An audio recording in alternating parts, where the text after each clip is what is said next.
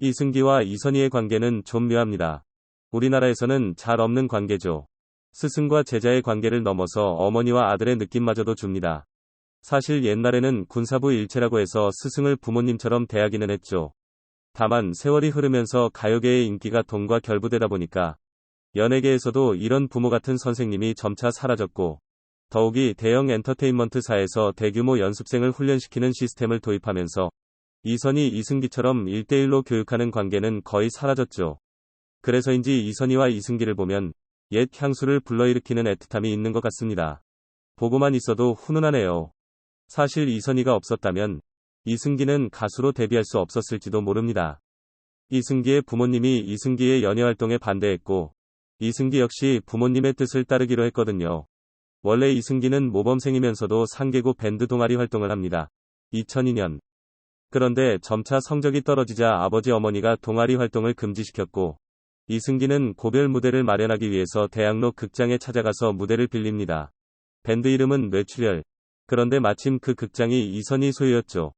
이선희, 대학로에 라이브 극장을 갖고 있을 때 고등학생이던 이승기가 밴드 공연하고 싶다며 찾아왔다. 당시 이승기가 팀의 리더였는데 들어올 때부터 뒤에서 후광이 보였다.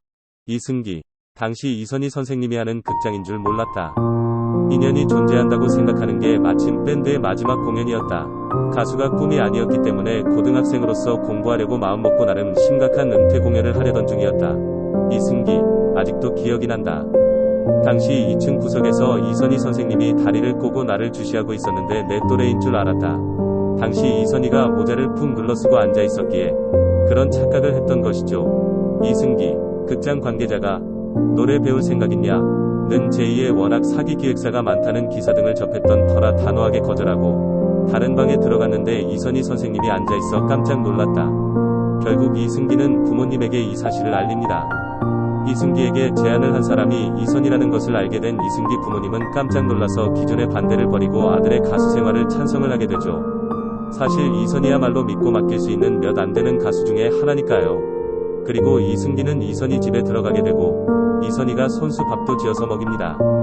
거의 양아들이나 마찬가지로 보통의 연습생 대우가 아니었죠.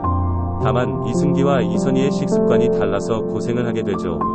이승기, 이선희 선생님이 육류나 자극적인 음식은 먹지 않는다. 시금치, 고구마 줄기, 마늘종 이런 것만 나왔다.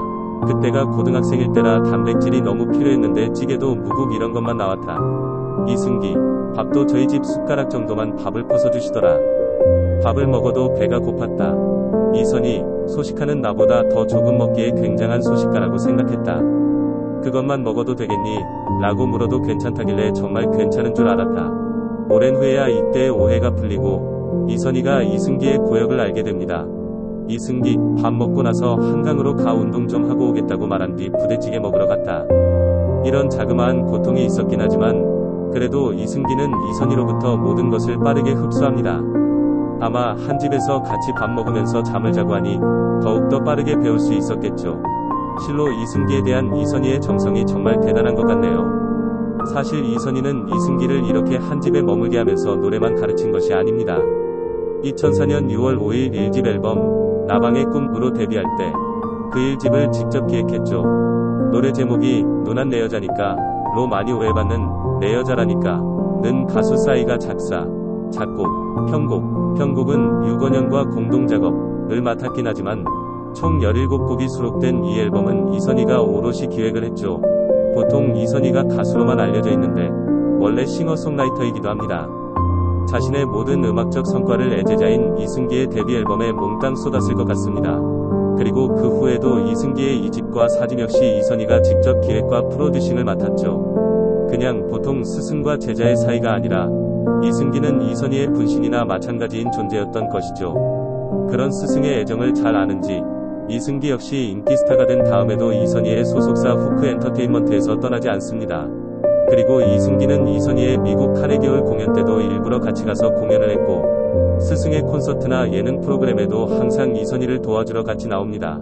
게다가 이승기는 소녀시대 유나와 연애를 하기 때문에 여간 난처한 것이 아닌데도 스승을 위해서 힐링 캠프에 나옵니다. 역시 인간성이 좋은 이승기답네요. 그런데 보통 한국의 문화에서는 제자나 아랫사람이 윗사람을 위해서 무엇을 하는 것은 당연하지만 윗사람은 체면 때문에 잘 나서질 않습니다. 그런데 이선희는 제자인 이승기를 위해서 이승기의 콘서트에 게스트로 서거나 드라마 OST, 내 여자친구는 구미호 등을 직접 부르기도 합니다. 참 훈훈한 사제지간이네요.